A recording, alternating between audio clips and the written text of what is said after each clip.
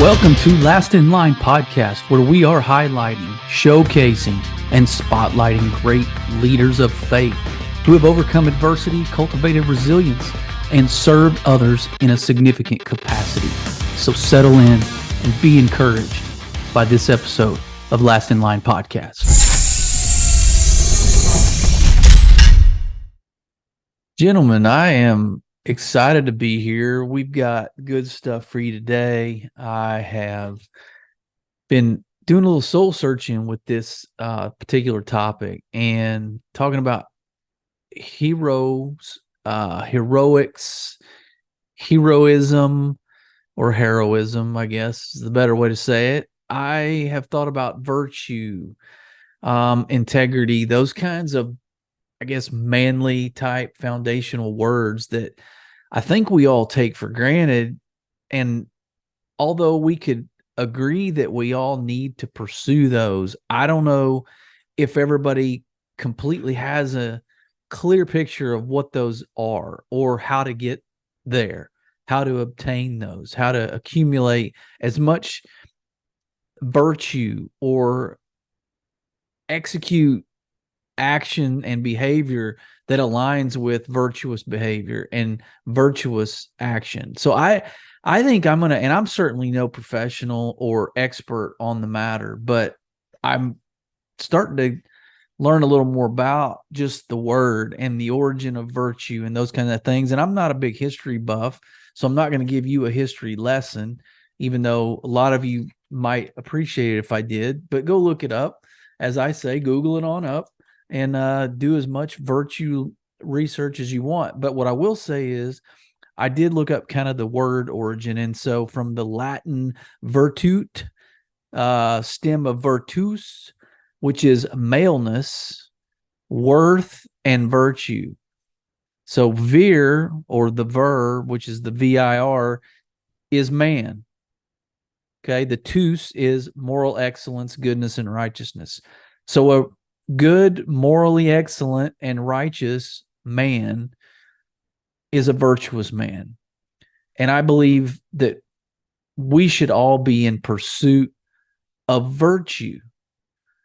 That's why I'm calling this POV, to be super relevant on the vernacular nowadays of some of the posts you see with POV. And this is pursuit of virtue. That's my POV here today. 3 keys to establish a virtuous path. I've got 3 keys. They're my keys. They may not fit your lock. They may not get in your ignition. They may not start your engine, but these keys are important, in my opinion. And I 100% know that they are probably indisputable, yet you might have different ones. So it's a list including but not limited to these things, I guess.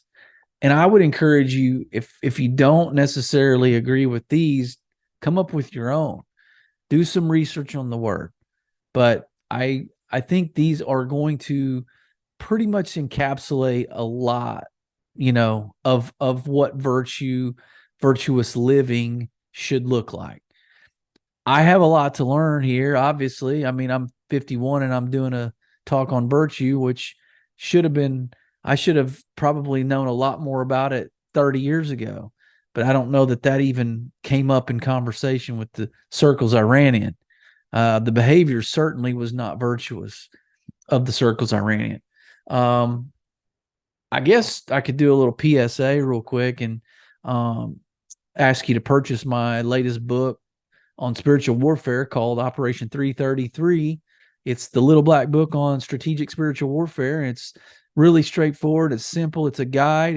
It's nice to have as almost like a handbook or roadmap throughout your life that you can jot things down. You can sort of access it as a resource. It can be a nice tool to have kind of as a fluid document through your life and active and living, breathing document on how to fight in a spiritual realm. So go grab that. There'll be a link in the notes. Just had another devotional come out, published, released on YouVersion, the Bible app, this week. It's called Living the Dream. Certainly don't get anything from that. I'm not trying to promote any sort of monetary, or any sort of profitable entity that I'm behind or that I support. I'm just promoting something that I created, some content that might help you in your walk with the Lord, your discipleship of other people, your small group. Living the Dream, it is called. So it's called Living the Dream, and it's 4 questions that every godly dream should answer, every God-given dream should answer. So it gives you some ideas on whether it's a calling from God, what those checkpoints are to understand if it does align with what God's calling you to do and be, and the mission that He's given just for you. So I think it's pretty cool. I feel like doing this is part of my mission.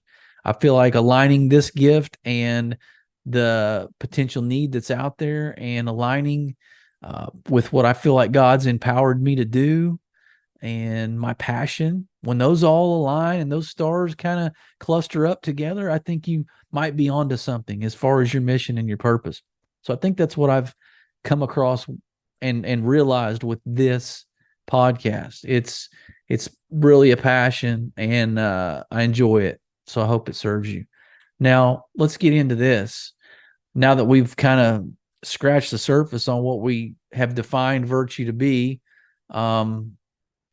being the moral excellence, goodness, and righteousness, right? The conformity of one's life and conduct to moral and ethical principles, uprightness, and integrity.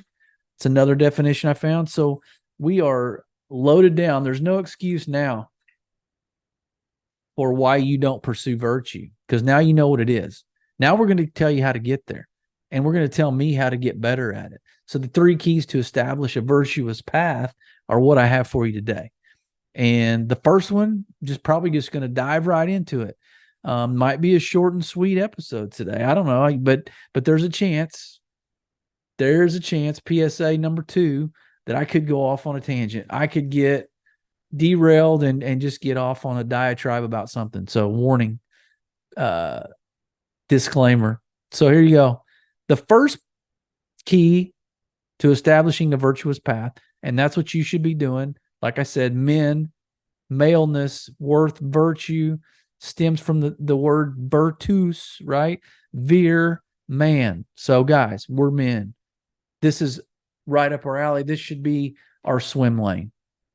Virtuous. It should be the very beginning, at least, of our swim lane. First one is you got to establish a true north.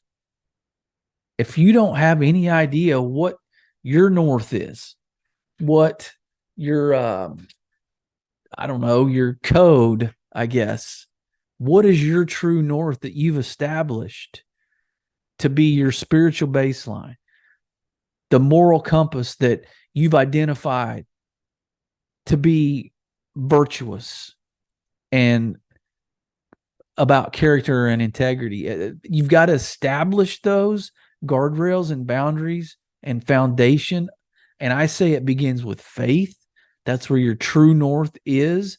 You can talk to philosophers, Greek and Roman. You can talk to ancient Stoics and ancient, I don't know what you call them, the Dalai Lamas of the world, whoever. Those people, they don't have what you and I have. So the faith foundation, a Christian worldview that's grounded in the grace and salvation found in Christ and the cross and the resurrection. So that's your true north. That's what everything ought to be based on. That is your center. That is your foundation. Of course it is. I don't have to beat that horse.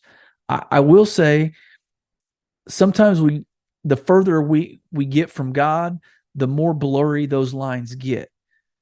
And the more, I guess, off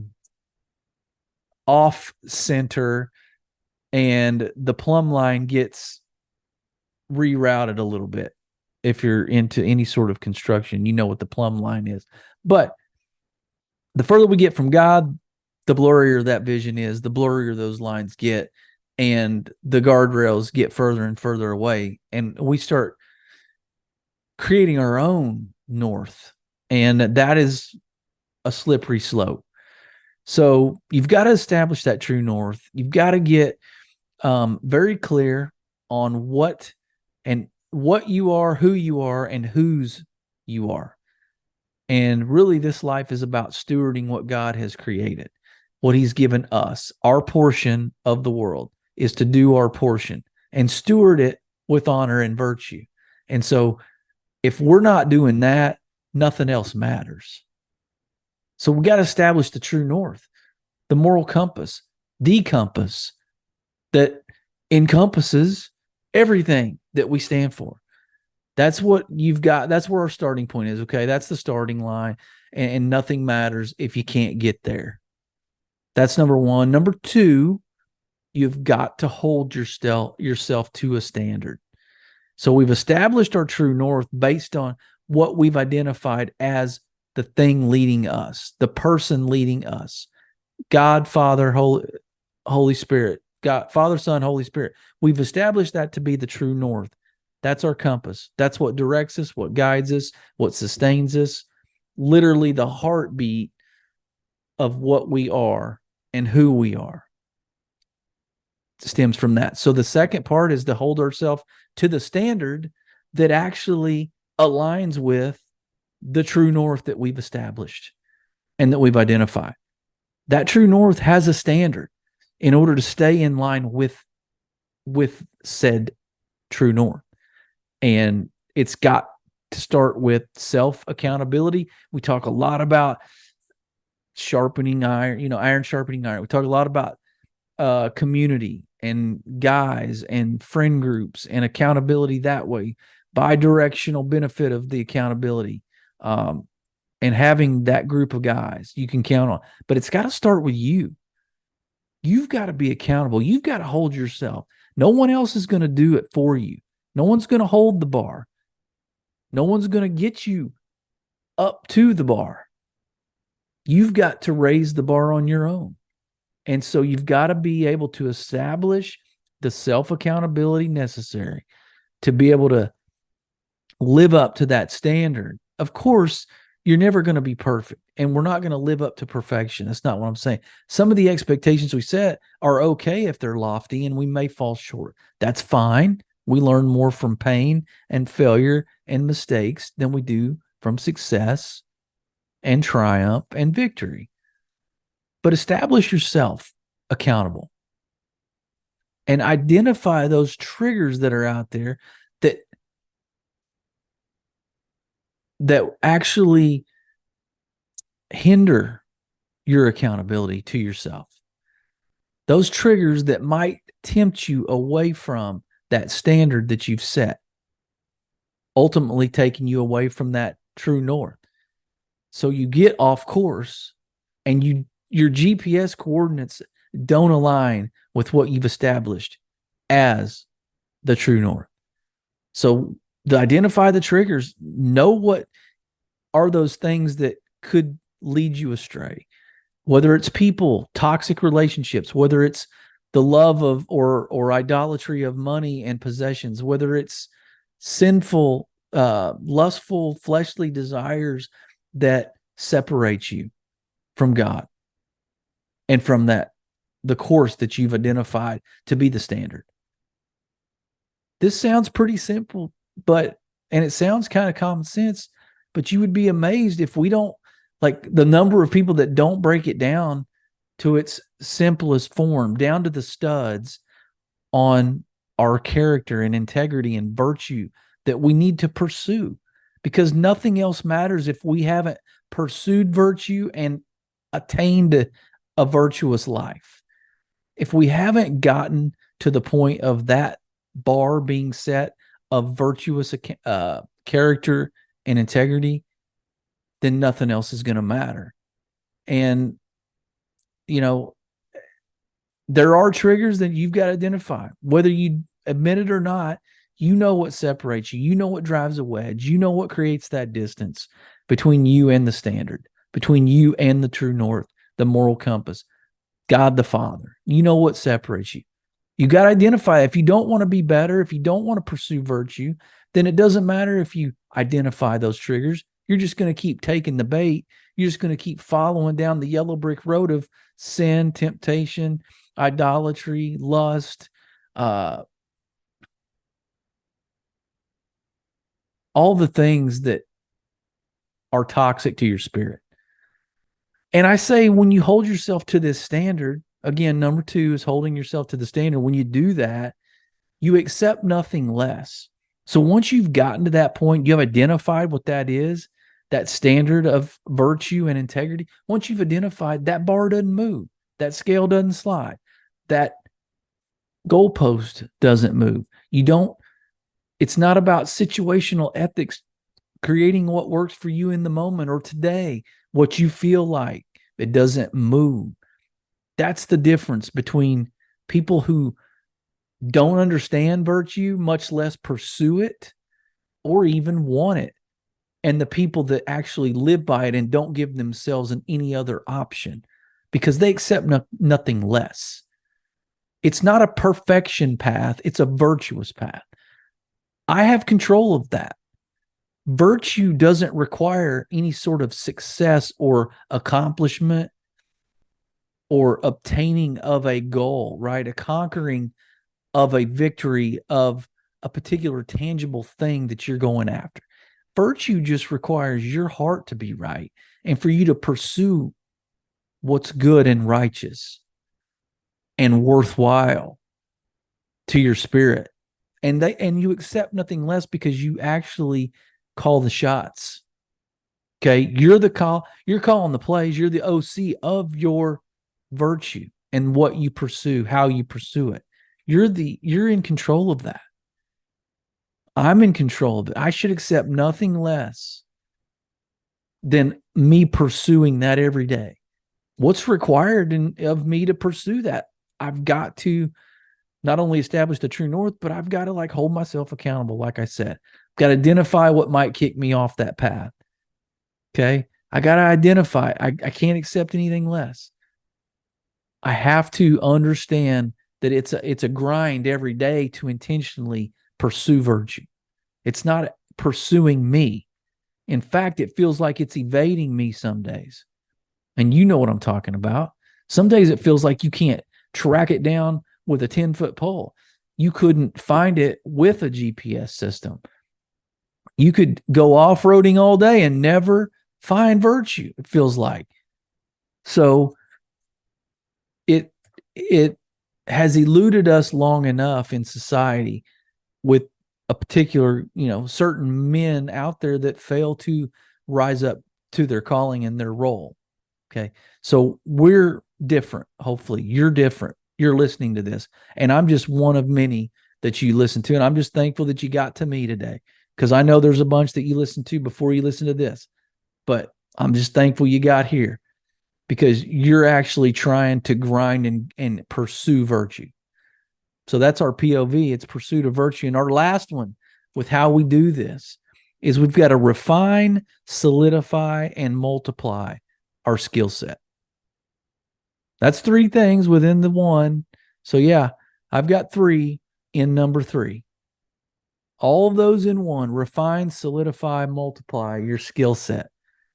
You might be thinking, well, I thought you said it wasn't about skill or accomplishment or tasks or duties or obligations. No, it kind of is, because integrity is required in order to take care of your responsibilities.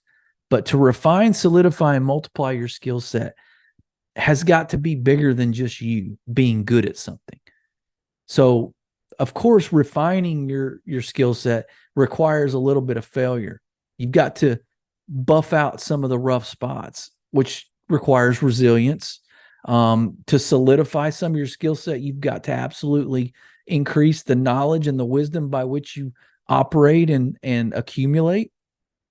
I mean, those are good things, because as you do this, as you refine that skill set, whatever your gifts are, whatever your skills are, you've got to be good at them for more than just your own glory. And that's what leads me to the last one here, is downstream legacy. That's how you multiply your skill set, is that you have others in mind. When you're getting good at something, you know that you're going to empower somebody else and equip them to carry that, to carry on with that. Kids being a prime example, your legacy. If you can leave them a gazillion dollars, but if you haven't taught them this, how to establish virtue, how to walk a virtuous path, how to cultivate integrity and character and get around people of like-mindedness. Okay. If you haven't created that where they know what their true north is, and it's not a wavering north, it is a set in stone true north, and you've held yourself to the standard. They see you doing it. They know it's not negotiable. They know that they can accept nothing less than establishing the self-accountability to adhere to the standard. You've given them no other option. There's no opt-out clause in this contract. And that's what you've done for them. You've created the legacy by how you've lived, how you've refined your skill set, solidified it. Okay. You've polished it. You've multiplied that skill set. You've been more resilient. You've overcome some challenges and failures. You've gotten better. You've gotten smarter. You've gotten wiser, stronger. They see that. And what you also can show them is that it hasn't been easy, but you kept going. A lot of people don't gravitate toward things that are hard because they disqualify themselves because they don't want to look dumb, they don't want to fail, or they think it's beyond them. And you've proven, if you're doing what I've just talked about, you've proven to the downstream beneficiaries in your life that they can do the same that you did, and they can carry it on, and they can multiply their legacy as well. So I wanted to talk about virtue because it's assumed, it's taken for granted, it's not taken as granted, and actually it's not even granted. We have to earn it and pursue it. So the POV tonight is pursuit of virtue. 3 keys to establishing a virtuous path.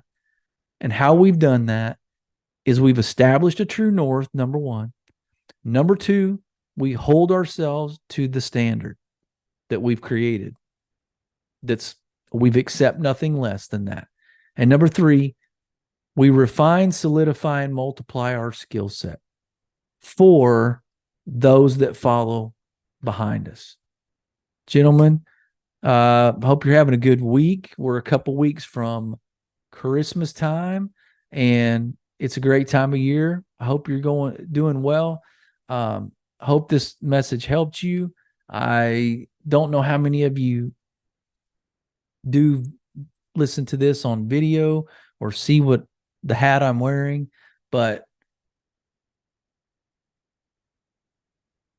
if you're watching, you know what's happening. You know what's up. So anyway, I know this is what people need to hear. Hopefully you can share it. Hopefully this triggered some things within you to remind you and to challenge you and to call you up and call you out and raise the bar and help you and help me pursue a virtuous path. With that, be blessed.